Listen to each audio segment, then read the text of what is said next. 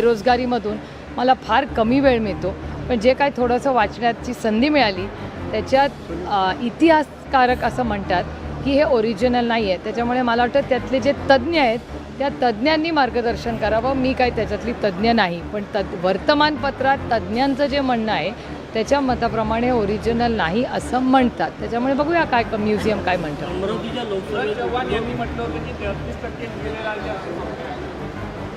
ते इलेक्शन कमिशनचे अध्यक्ष आहेत का? हां, इलेक्शन कमिशनचे अध्यक्ष असं म्हणाले का? कोण म्हणालं असं? माझ्या ऐकण्यात नाही आलेलं, न वाचण्यात आले. मैम ये बताइए कि ये चुनाव जो चिन्ह है, ये एनसीपी का चिन्ह है, उसके ऊपर काफ़ी ये हो रहा है, बार बार ये अजीत पवार के पास जाएगा, शरद पवार के पास जाएगा. 5 तारीख को उसकी सुनवाई भी है, तो क्या लगता है आपको? 6 तारीख को उसकी सुनवाई है, तो क्या लगता है कि ये जो झगड़े हो रहे हैं? नहीं, झगड़ा तो कोई नहीं है बिल्कुल. एक तो और please read my lips. Rashtravadi Congress में कुठलीही फूट नहीं. राष्ट्रवादी कांग्रेस में कोई भी आप जैसे कहा लड़ाई झगड़ा कुछ भी नहीं है. इस पार्टी की स्थापना आदरणीय पवार साहब ने 25 साल पहले की थी. कश्मीर टू कन्याकुमारी बच्चा बच्चा जानता है कि राष्ट्रवादी कांग्रेस एनसीपी मतलब शरद पवार. हमारे देश के अध्यक्ष श्री शरद पवार है.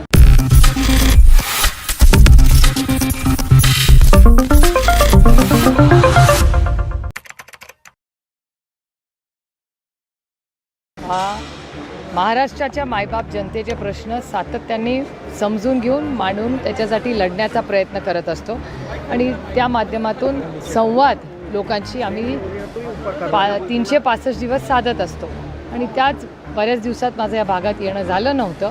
त्याच्यामुळे नागपूर, वर्धा आणि अमरावतीला सगळ्या लोकांना भेटण्यासाठी मी आले. तुम्ही कार्यकर्त्यांसोबत वेगवेगळ्या समाजातल्या एका प्रतिष्ठित लोकांनाही भेटत आहे. साहेबांचं देखील नेहमी काय उद्देश आहे त्यासाठी? लोकांना भेटून आम्ही लोकप्रतिनिधी आहोत. लोकप्रतिनिधी जबाबदारीच असते लोकांना भेटायचं, ग्राउंडवर काय चाललं आहे बघायचं. त्याच्यासाठीच रोहिणीताई आणि मी आवर्जून या भागात आलेलो आहोत.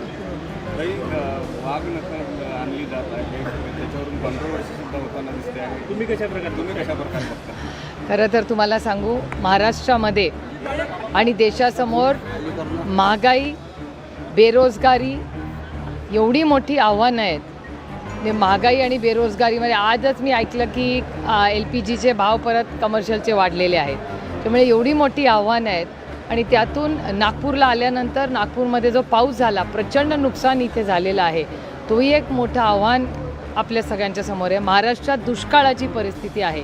त्याच्यामुळे दुष्काळ, महागाई आणि बेरोजगारीमधून मला फार कमी वेळ मिळतो, पण जे काय थोडंसं वाचण्याची संधी मिळाली त्याच्यात इतिहासकारक असं म्हणतात की हे ओरिजिनल नाही आहे. त्याच्यामुळे मला वाटतं त्यातले जे तज्ज्ञ आहेत त्या तज्ज्ञांनी मार्गदर्शन करावं. मी काय त्याच्यातली तज्ज्ञ नाही, पण वर्तमानपत्रात तज्ज्ञांचं जे म्हणणं आहे त्याच्या मताप्रमाणे ओरिजिनल नाही असं म्हणतात. त्याच्यामुळे बघूया काय म्युझियम काय म्हणतं. अमरावतीच्या लोकसभेत यांनी म्हटलं होतं की 33% गेलेला ते इलेक्शन कमिशनचे अध्यक्ष आहेत का? हां, इलेक्शन कमिशनचे अध्यक्ष असं म्हणाले का? कोण म्हणालं असं? माझ्या ऐकण्यात नाही आलेलं, न वाचण्यात आले. मैम ये बताइए कि ये चुनाव जो चिन्ह है, ये एनसीपी का चिन्ह है, उसके ऊपर काफ़ी ये हो रहा है, बार बार ये अजीत पवार के पास जाएगा, शरद पवार के पास जाएगा. 5 तारीख को उसकी सुनवाई भी है, तो क्या लगता है? 6 तारीख को उसकी सुनवाई है, तो क्या लगता है कि ये जो झगड़े हो रहे हैं? नहीं, झगड़ा तो कोई नहीं है बिल्कुल. एक तो और please read my lips. Rashtravadi Congress में कुठलीही फूट नहीं. राष्ट्रवादी कांग्रेस में कोई भी आप जैसे कहा लड़ाई झगड़ा कुछ भी नहीं है. इस पार्टी की स्थापना आदरणीय पवार साहब ने 25 साल पहले की थी. कश्मीर टू कन्याकुमारी बच्चा बच्चा जानता है कि राष्ट्रवादी कांग्रेस एनसीपी मतलब शरद पवार. हमारे देश के अध्यक्ष श्री शरद पवार है और महाराष्ट्र के अध्यक्ष श्री जयंत पाटिल जी है. और जयंत पाटिल जी ने और पार्टी ने अभी रोहिणीताई को महिला अध्यक्ष पद की जिम्मेदारी दी है और वो पूरी ताकत से महाराष्ट्र की महिलाओं के लिए अब काम कर रही है और हम सब उनके साथ अभी 3 दिन का दौरा इस एरिया में कर रहे हैं। चुनाव की चिन्ह जो है वो किस साइड जाएगा, ऐसा क्या लगता है आपको, क्या लगता है? मेरे ख्याल से जाने का कोई सवाल ही नहीं है, क्योंकि पार्टी बनाई किसने? शरद पवार ने। तो पार्टी और चिन्ह उनके ही साथ रहना चाहिए, इट इज़ ऑब्वियस। ताई, अमरावती आणि भंडारा गोंदिया दोन लोकसभा जागा तुमच्या कोठ्यामध्ये होत्या, महाविकास आघाडी आहे. होत्या म्हणजे ते आधी लढताना तुमच्या कोठ्यामध्ये येत होत्या. आता महाविकास आघाडीचे 3 पक्ष आहे आणि एकंदरीत बघता ह्या दोन्ही जागांना घेऊन तुम्ही कशा प्रकारे रणनीती तयार? एक तर तुमचं एडिटोरियल तुम्ही मला सांगणार का? माझी रणनीती मी तुम्हाला कशी सांगणार? अमरावतीच्या जागेसंदर्भात काय भूमिका राहणार आहे? आता बघूया ना, चर्चा झाल्यावर बघू, मार्ग काढू. रोहिदास पाटील यांच्या सुटकेवर कालपासून इन्कम टॅक्सची धाड पडली आहे, त्यासाठी इतर ठिकाणी धाड पडली आहे. नाना पटोले यांनी त्यांना लोकसभेची जबाबदारी दिली. मला काय आश्चर्य वाटत नाही हो, सगळ्यांना सवय झाली या देशामध्ये. ते आईस करतात. आईसचा अर्थ माहिती आहे का तुम्हाला? आईस म्हणजे बर्फ नाही, आईस म्हणजे ICE, income tax, CBI, ED. विरोधात बोललं की आईस, त्याच्यात काय नवीन काही नाही या देशामध्ये. जो विरोधात सत्तेच्या बोलेल, भारतीय जनता पक्षाच्या विरोधात बोललं की आईस, त्यांच्या पक्षात गेला की पूर्णपणे त्यांचं जे काय वॉशिंग मशीन आहे तिथून बाहेर आलं की नो आईस, एकदम डिफ्रॉस्ट, काय प्रॉब्लेम नाही. त्याच्यामुळे आम्हाला सवय झाली याची. रोहित पवार के यहाँ भी ईडी की कार्रवाई हुई थी. सॉरी मी काय ऐकलेलं नाही, त्याच्यामुळे मला बोलता येणार रोहित नाही पवार त्याच्यावर. पे भी ईडी की कार्रवाई हुई. ये तो सब विपक्ष पे देता है. आपका जो अगर चैनल या वर्तमान पत्र पढ़े, उसी में किसी ने RTI किया था, जो पेपर में ही मैंने पढ़ा था कि 95% जो केसेस है वो ऑपोजिशन पे है, ऐसा RTI का डेटा कहता है. तो जो खिलाफ बोलता है उसको आइस किया जाता है इस देश में. कोई नई बात नहीं, हमको आदत होगी इस बात. रोहित पवार आगे बढ़ रहे हैं इसीलिए उनके ऊपर ये कार्रवाई हुई ऐसा, या वो बीजेपी में जाना चाहिए ऐसा प्रेशर ला रहे हैं उसको?